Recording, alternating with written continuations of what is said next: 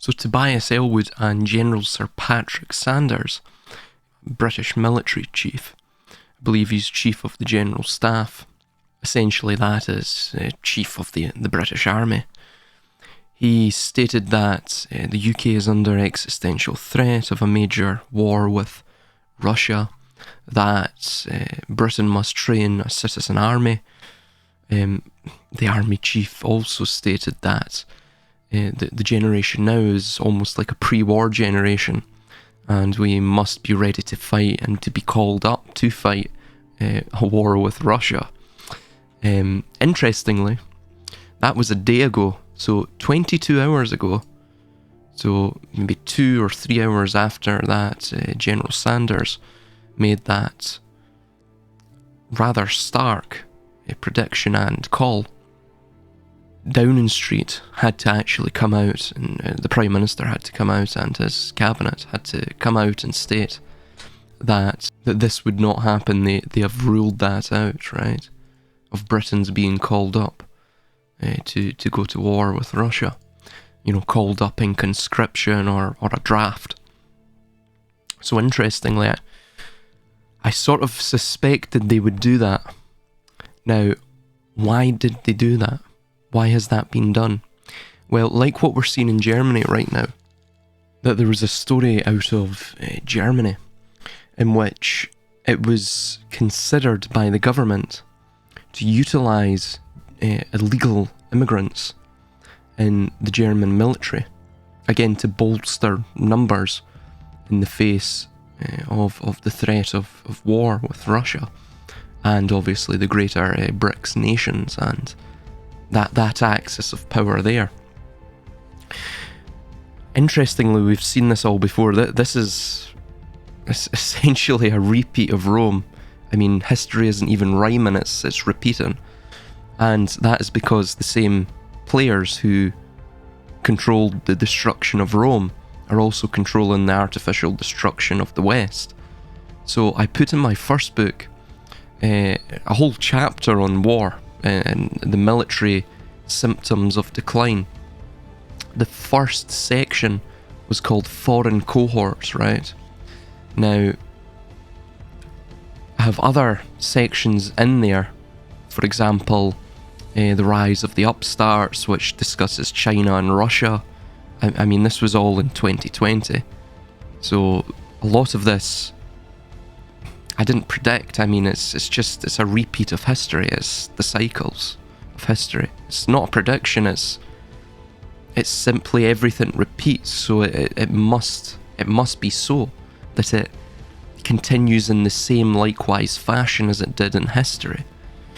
You also have populist Caesars, which you will see developing a sort of civil war, and we're going to get to that potential. There's a story out of the US which seems to show a lead up to civil war, a breakdown of the federal government and the rights of the states.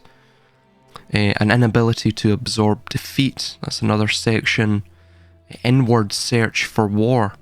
Oikophobia, which is a hatred or an irrational hatred for one's own countrymen or one's own nation.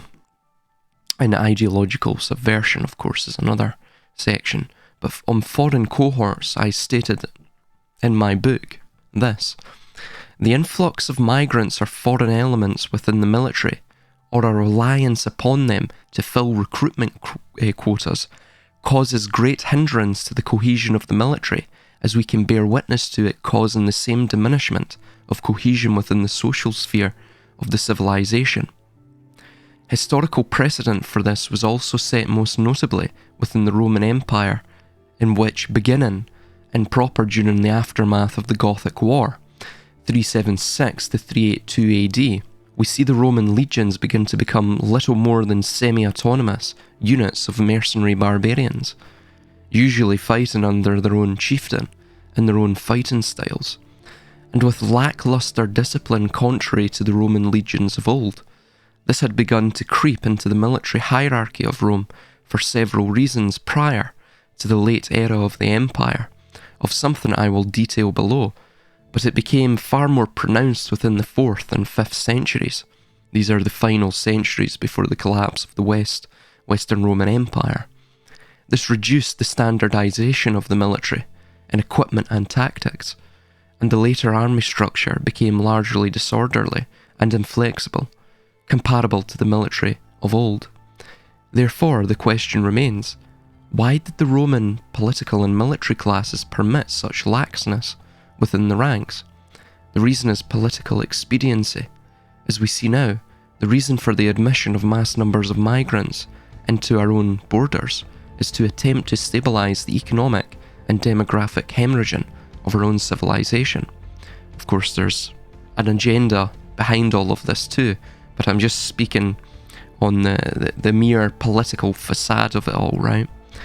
This is the political pragmatism of it for the corporate class or the merchant or business class, and furthermore for the political class, of which the corporate and political class are intertwined. Continuing on, essentially akin to Rome, due to constrictive taxes required for the ever-expanding hegemony and inflation and other economic factors, there is a sharp decline in childbirth in the nation. Within Rome, we find that they had the inverse problem to ours, that their population had a relatively low life expectancy, with diseases such as pulmonary tuberculosis being quite rife. This made long-term economic planning impossible, and the potential for the growth in the tax base was hampered.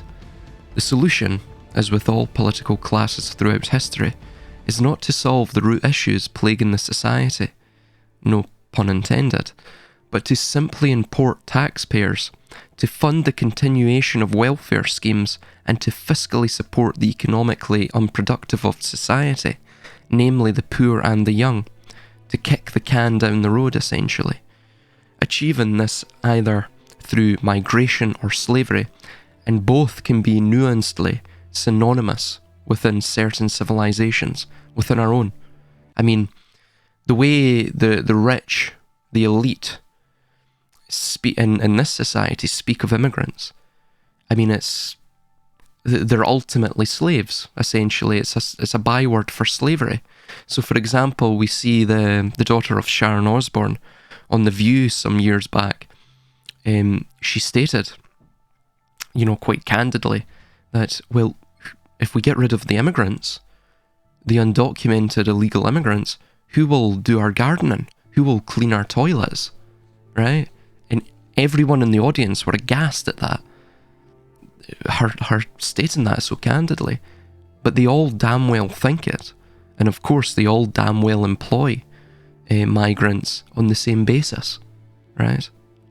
And of course, as we see within this country, the primary excuse to thus bring them in, right, is vis-a-vis that idea that, well, they do the jobs we don't want to do. It's slavery. Migration is if you're pro-migration, you might as well be pro-slavery, because ultimately they're the same idea. Now, of course, we have wage slavery in this country, a sort of voluntary slavery, and one could even say migration is a type of voluntary slavery too. In that respect, we're sort of connected to the migrant, the working class of this country, but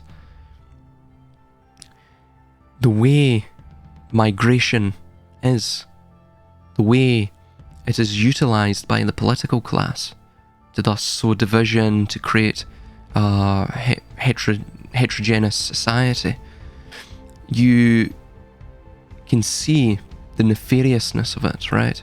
You can see that it is merely an echoing of the slave masters of the past, right? And their practices. Continuing on. However, typically after 100 or so years, the immigrant tax base begins to demographically stabilise, and they form productive tax quarters, usually self-segregated in urban areas. I don't think in this country you're going to find that. I don't think in the entire West you're ever going to find that like what you did in Rome. they're not going to form a stabilized, productive tax quarter, right? It's impossible. The size and scope of the Roman Empire, and furthermore, the sort of multicultural nature of it, right? And I don't mean multicultural as we see, for example, in the UK, where you have not just London, but vast swathes of the island, right? This densely packed island, the most densely populated first world nation. You see so many ethnical and ethno-cultural enclaves that, and furthermore, the tide, the rapid torrent of incomers makes it so that integration is it's never going to happen, right? To think that it will is, it's beyond the pale of rationalism. It will never occur. The civilization will destroy itself before that ever occurs. And we are not Rome. Rome, its system was far more efficient and flexible because the multiculturalism was spread across a wide geographic region, right, of the Roman Empire. It's not like the very acute and concentrated immigration or multiculturalism that we see in Western nations. I mean, most acutely in the UK. I mean, the UK is gone. In the next generation or two, I mean, you're going to get to the point where these enclaves really do stabilise, right? Not for the good of the UK. I mean, that will be a dead and dying. It is a dead and dying idea. But they will begin to become factionalised. They will secede from the power of His Majesty, right? Of the monarchy and their parliamentary system. I mean, it's a given, considering the demography of the country. Alas, the issues stem from the cultural osmosis that occurs, the diminishing social cohesion, incompatible interests, and a welfare system develops. Then it creates further burdens upon the state by the virtue of the exponential nature of population growth. Slavery poses other problems too, not least to mention the moral abhorrence of such a practice, but the issue surrounding the disincentivizing of labour-saving devices, which stunts growth and production, and the catastrophically lowering wages, and thus the default expelling of the native worker from the labour market. Interestingly, this is what fueled Rome's early conquests, post-political annexation of Greece, and that was namely the acquisition of greater amounts of slaves to financially benefit the patrician and landowner class and their mercantilist pursuits, of which they comprised the bulk of the military, as recruits were required to furnish their own military equipment and supplies.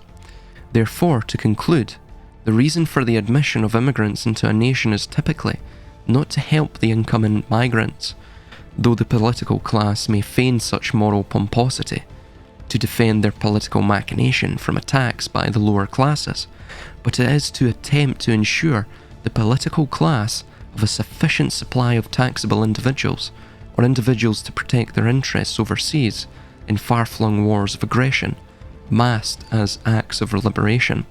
And of course, on the latter point, that is what we see within the development of using migrants within the militaries of the West, right? Now again, of course, they were bringing in, influx of foreign individuals, and they were housing them in hotels. In fact, they're still housing them in hotels and MOD buildings. Now, ultimately, this could be a repeat of the late Bronze Age collapse, where they utilised these foreign or adventitious elements as a marauding force. They trained them up. They got them enmeshed within the militaries of the day, and then they turned upon the native population. Of course, if you provide military power, weaponry, training, and generalship to foreign elements, they obviously have no loyalty to the native population or their idea of their nation state. So therefore, as the natural world goes, they will turn upon them and destroy them, right? That is basic tribalism. And there was an agenda behind this, because the Arabs had quite a prudent slave trade, right? That might sound or migrant population, and that might sound absolutely abhorrent, but hear me out here. If you are to maintain a slave system, right, the Arabs would call it zanj, right, a system of zanj, then you have to ensure that the political integrity and the military integrity and the power resides wholly with the native population, and there's no question about that. There's no potential threat from the incoming, foreign element. The way the Arabs did it was they castrated the male slaves. The female slaves obviously were used in another manner, which is absolutely abhorrent. But the children, the offspring of that, if they were not just discarded right away, they had no opportunity or potential for political clout, right? Or social or military clout. So in that way you insulated the native population from any demographic threat from the incoming foreign element. So essentially, if you were to have a migrant population, sure they can be brought in, but lest you desire the native population to lose their footing, to lose their demographic power, you must either neuter or caponize the incoming migrant population, right? So they're merely used for that generation, and that's it. Now, of course, the majority are obviously not going to migrate if that's the conditions of their migration. So therefore, to maintain a system of welfare and such, to maintain a system of a steady supply of workers in a system that's the native population of an abysmal demographic trend, then you have to go out and make war, right? Which is what we saw with the Arab populations. Even Rome. Of course, Rome didn't really wholesale castrate their slaves. Though don't get me wrong, there was a eunuch class in Rome, and they were primarily made up of castrated slaves, but they didn't do it wholesale, like what we saw in the North African or Barbary slave trade. But yeah, that is ultimately the only prudent way to do it. So whatever way you look at slavery or any of its bywords, right, in the modern parlance, it is utterly immoral. I mean, even to protect yourself, protect the native population, prudently into the future, you have to engage in immorality, right? You have to engage in something that's utterly abhorrent by today's standards and by any standards of any day. And of course, the US General in 2017, Mark Milley, stated that the size and funding of the UK military was too small and it is nowhere near prepared for a war, right? So again, it's creating the justification to bring it. If the native population are not going to do it, they'll have to bring in the foederati, right? Like in Rome, the federated tribes, the mercenary barbarian force, right? And of course, this is at a time where there's an inward search for war within our own populations. They're preparing and, seemingly crafting the narratives right now to produce a civil war. Of course, we have the release of a movie literally called Civil War, coming out April 12th, 2024. And we've just heard from Governor Greg Abbott.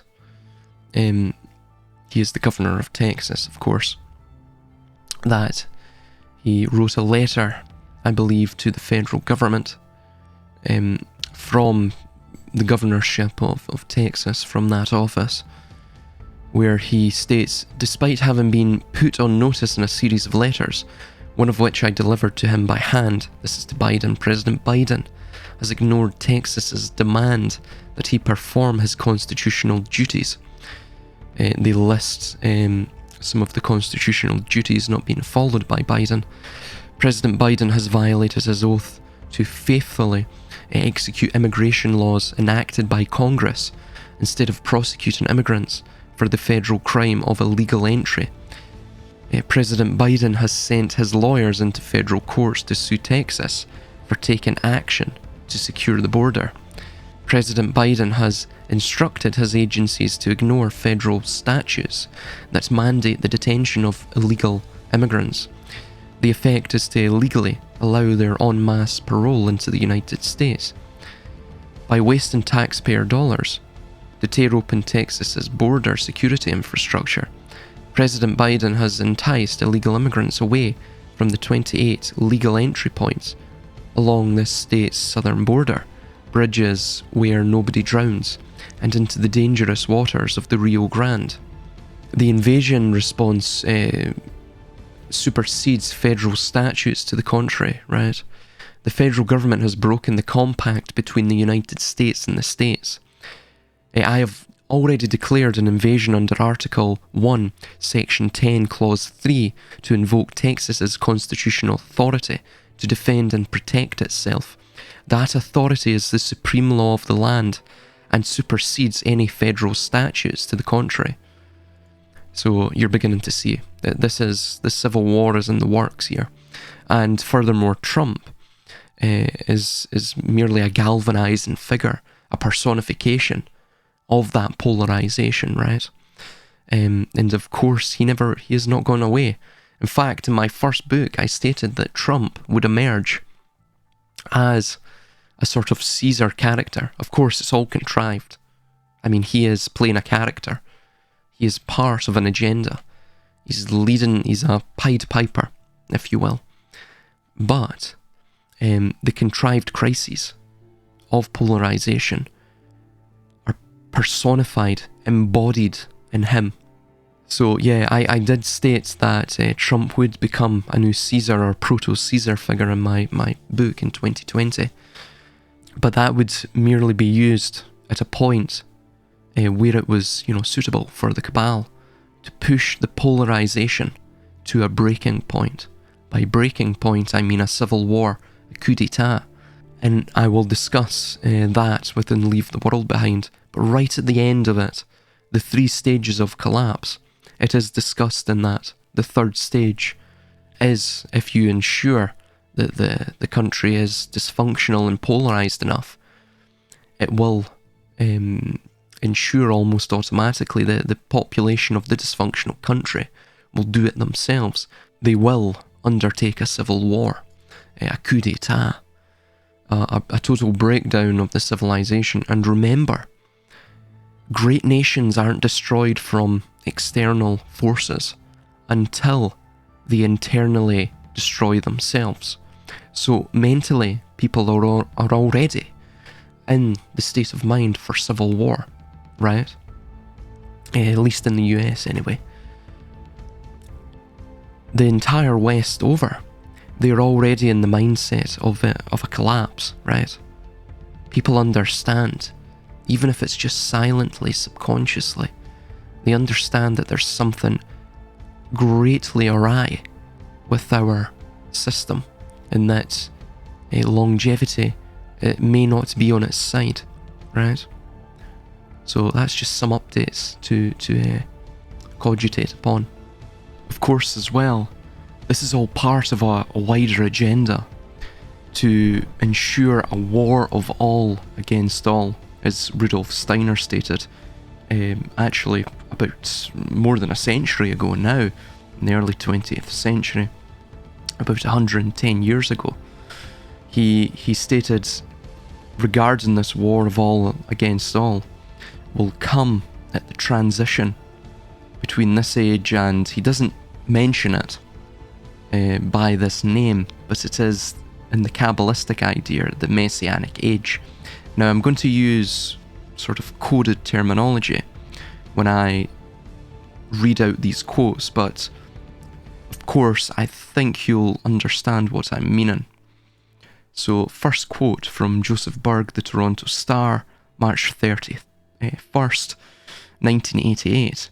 Quote, "The holy pillar of the barren land, and the desire for that, was willing to sacrifice the whole of European Abrahamism for a Kabbalistic state.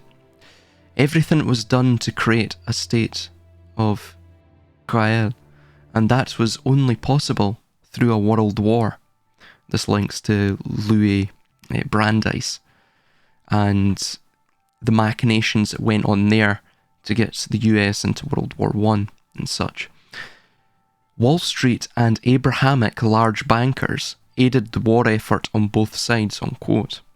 Kurt Munzer, The Way to Zion, quote, "We Abrahamics have spoiled the blood of all races. We have tarnished and broken their power. We have made everything foul, rotten, decomposed, and decayed," unquote. Again, this links to this idea of utilising chaos, that utilising chaos to thus craft a type of dystopian order in their mind. Moreover, it leads to the unique notion that their deity, within the notion of the chaos camp, the struggle against chaos, that unlike other deities from most other religions, bar the Vedic tradition, that's for obvious reason, because they're connected in the ancient sense, the notion of chaos, or the chief deity, is that the chief deity wages a war against chaos. However, within Abrahamism, the chief deity is chaos. He produces the bifurcated order of the world, right? He uses chaos to thus create order, to thus establish creation, instead of fighting chaos, which is, a mistaken byproduct of creation, of order, right? So the following speech was given by Emanuel Rabinovich, part of the priestly class, or Master Emanuel Rabinovich, before a special meeting of the Emergency Council of European Masters. I'm using masters there as coded terminology, in Budapest, Hungary, on January 12, 1952. Now, listen to this. Quote, "Greetings, my children. You have been called here to recapitulate the principal steps of our new program. As you know, we had hoped to have 20 years between wars to consolidate the great gains which we made from World War II, but our increasing numbers in central vital areas is arousing opposition to us, and we must now work with every means at our disposal to precipitate World War III within 5 years. Obviously, they didn't manage to get that during that time period, but the Cold War was their attempt to bring about, a hot war. The sort of grey warfare was meant to, or the grey zone warfare was meant to sort of lead in to a hot war, but it never happened, right? Quote, "The goal for which we have striven so concertedly for 3,000 years is at last within our reach, and because its fulfillment is so apparent, it behooves us to increase our efforts and our caution tenfold. I can safely promise you that before 10 years have passed, our race will take its rightful place in the world, with every Abrahamic a king, and every one of the nation a slave." This brings resounding applause from the gathering. You remember the success of our propaganda campaign during the 1930s, which aroused anti-American passions in Germany. At the same time, we were arousing anti-German passions in America, a campaign which culminated in the Second World War. A similar propaganda campaign is now being waged intensively throughout the world. A war fever is being worked up in Russia by an incessant anti-American barrage, while a nationwide anti-communist scare is sweeping America. This campaign is forcing all of the smaller nations to choose between the partnership of Russia or an alliance with the United States. That's how they always utilize this, or craft this narrative, that they create two opposing dialectical axes or alliances or great powers, right? And you must join either one, there is no sort of grey area. There's no neutrality in this. You can't be neutral within this war of all against all. Our most pressing problem at the moment is to inflame the lagging militaristic spirit of the Americans. That's why they couldn't have, this was obviously made in 1952. He states that they wanted a World War III in 5 years. That's why they couldn't evolve the Cold War to a hot war, because they couldn't inflame the lagging militaristic spirit of the Americans, right? It was, and the West in general. The failure of the Universal Military Training Act was a great setback to our plans, but we are assured that a suitable measure will be rushed through Congress immediately after the 1952 elections. So, also as well, 5 years post-dating this World War, right? Or the beginning of this World War, it states that all of the nations shall be slaves, right? Total slaves, which is what the coming digital internet of all things is about, right? And us being merged to it. And everything else that they're doing, including frequency-based control or psychotronics, all of this, it's all linked to that. But we are assured that a suitable measure will be rushed through Congress immediately after the 1952 elections. The Russian as well as the Asiatic peoples, Eurasia, are well under control and offer no objections to war, but we must wait to secure the Americans. This we hope to do with the issue of anti-Abrahamism, which worked so well in uniting the Americans against Germany.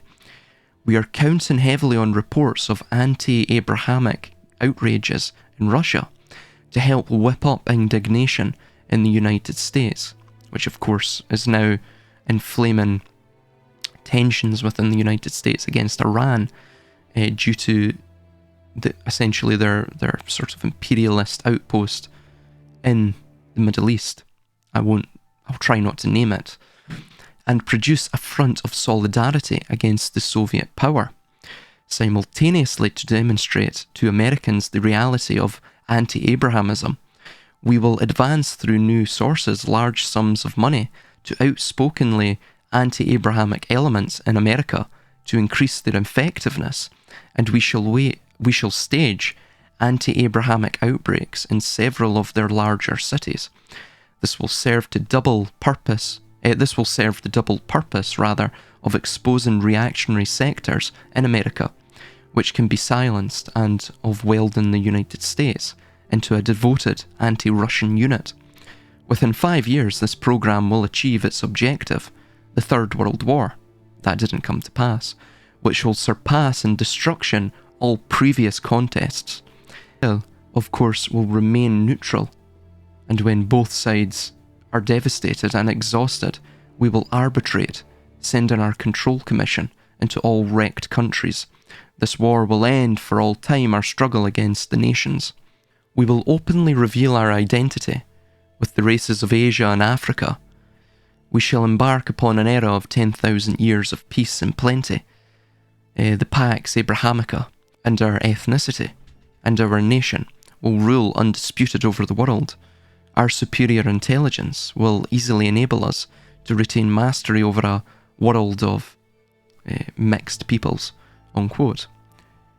So, question, what about the various religions after the Third World War? This is the answer. There will be no more religions.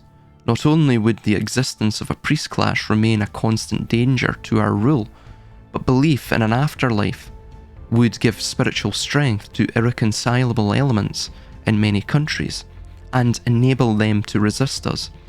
We will, however, retain the rituals and customs of Abrahamism as the mark of our hereditary ruling caste, strengthening our ethnic laws so that no Abrahamic will be allowed to marry outside of our ethnicity, nor will any stranger be accepted by us.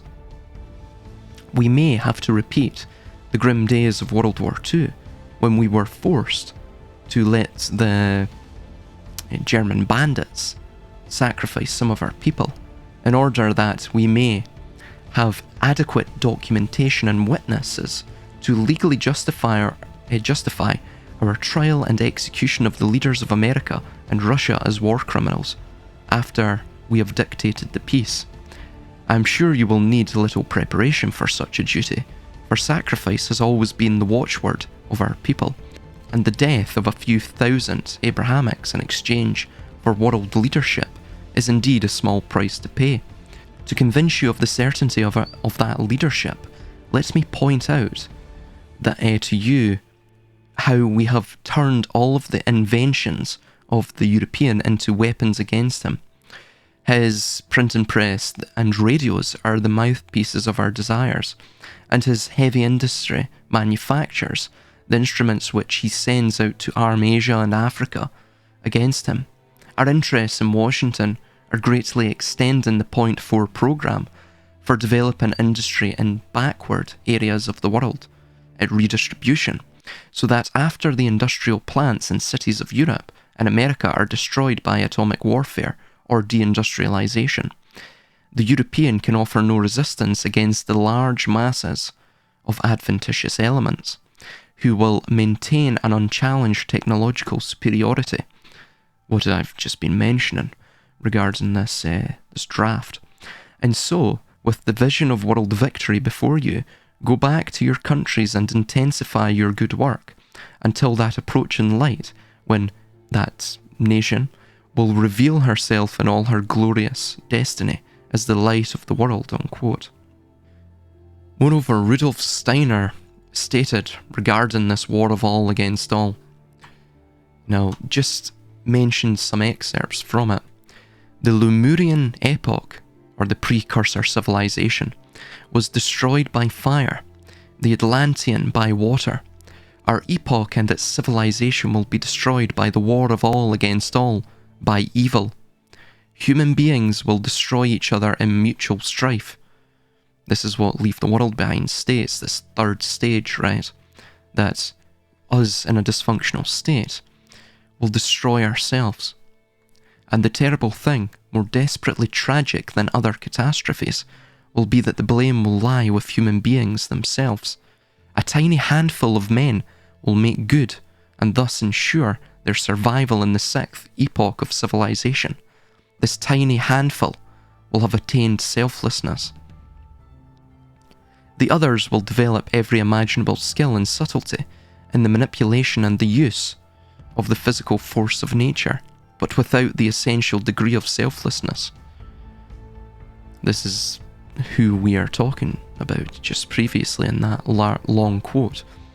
In the seventh epoch of civilization, this war of all against all will break out in the most terrible form. Great and mighty forces will be let loose by the discoveries, turning the whole Earth globe into a kind of self-functioning live electric mass. In a way that cannot be discussed, the tiny handful will be protected and preserved. Us, people who think, we have that innate quality of consciousness that is unbridled by the self. A tiny handful of men will save themselves and pass over into the sixth epoch. This tiny handful will have developed complete selflessness. The others will make use of every imaginable skill and subtlety in the penetration and conquest of the physical forces. I mentioned this. They will start the war of all against all, and that will be the cause of the destruction of our civilization. The seventh post-Atlantean cultural epoch, to be precise, and the Zohar states this regarding year 6000 or the 7th millennium, that human history is within 6,000 years, or again 7 millennia, right? So it totally mirrors this idea that the Kabbalists have, and obviously Rudolf Steiner is now explaining here. To be precise, this war of all against all will break out in the most terrible way. Great and mighty forces will ensue from discoveries that will turn the entire globe into a kind of self-functioning electrical apparatus. The tiny handful will be protected in a way that cannot be discussed. Mighty flames of fire destroyed ancient Lemuria, and mighty floods ancient Atlantis. Our civilization will also perish through the war of all against all.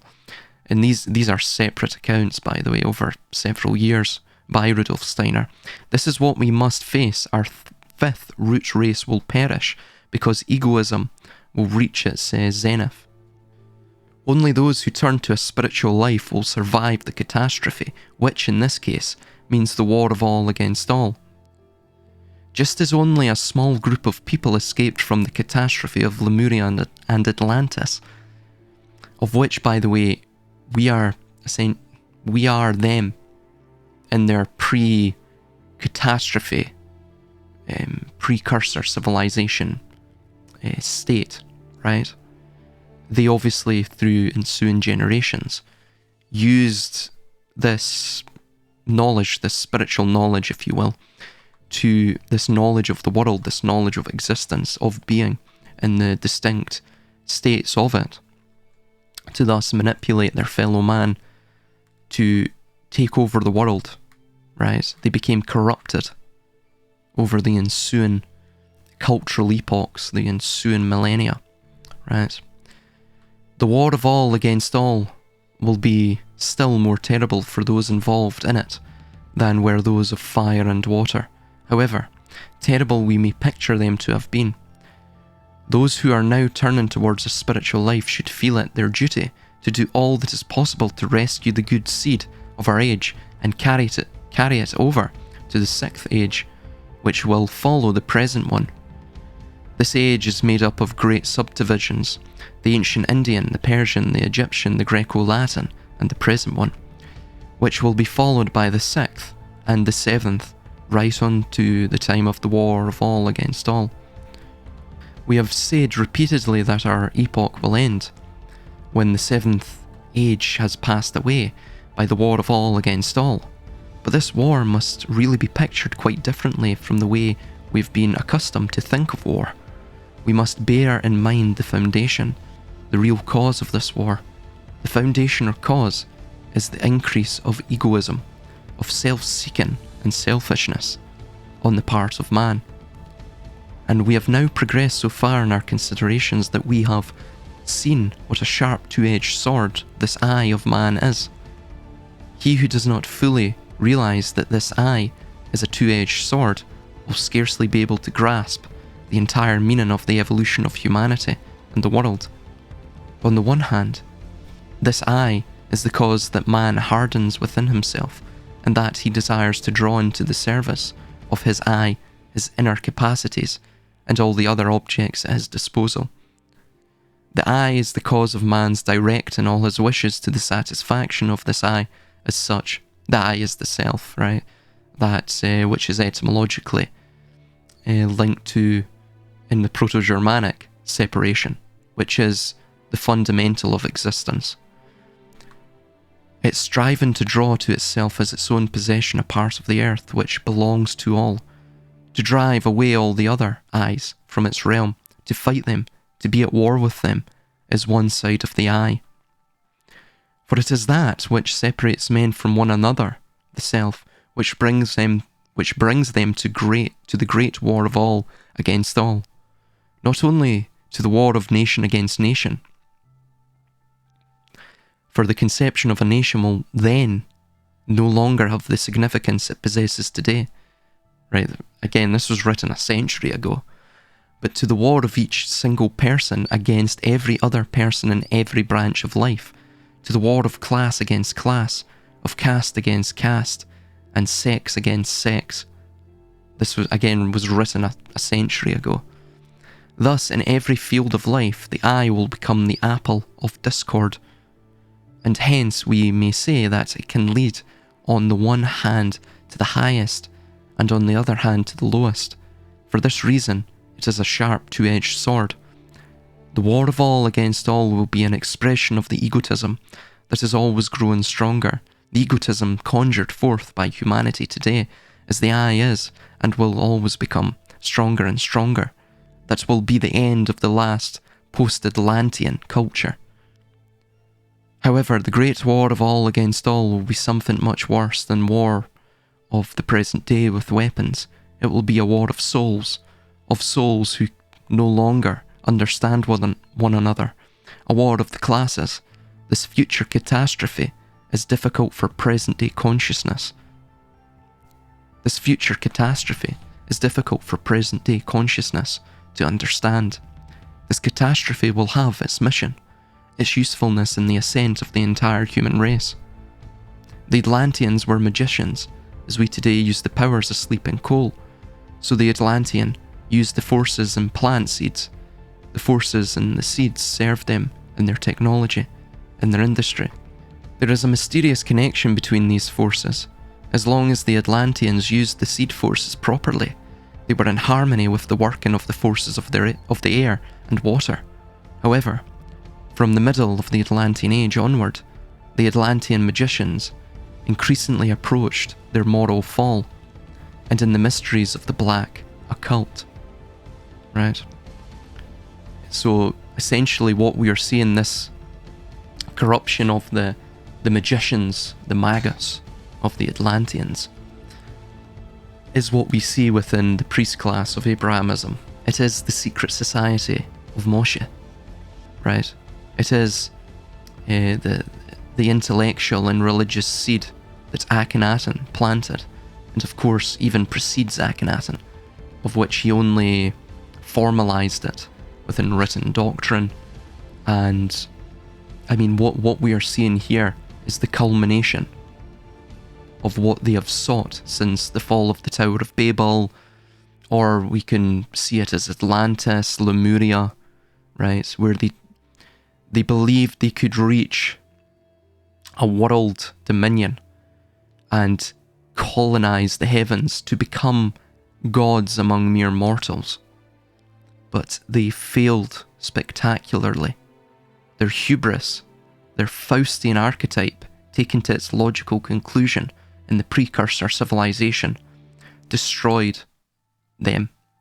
It destroyed what they were striving for, and they seek to recapture that like the mad individuals they are, like the rabid dogs that they are. They cannot be strayed from that path of self-destruction, right?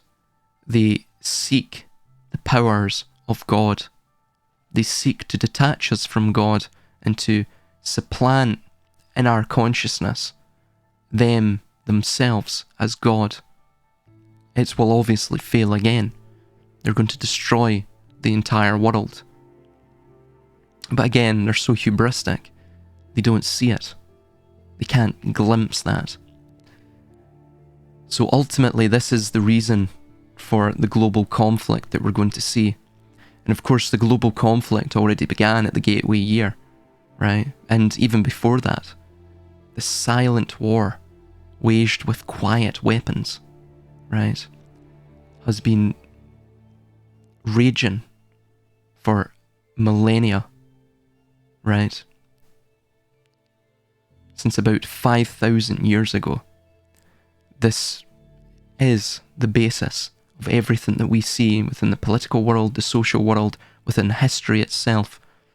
It's been leading to this point, this war of all against all, right? Because from there, do they believe they can emerge as the neutral and unaffected party, and they shall rule. They believe that they can emerge from the ruins, from the ashes, as masters of us all.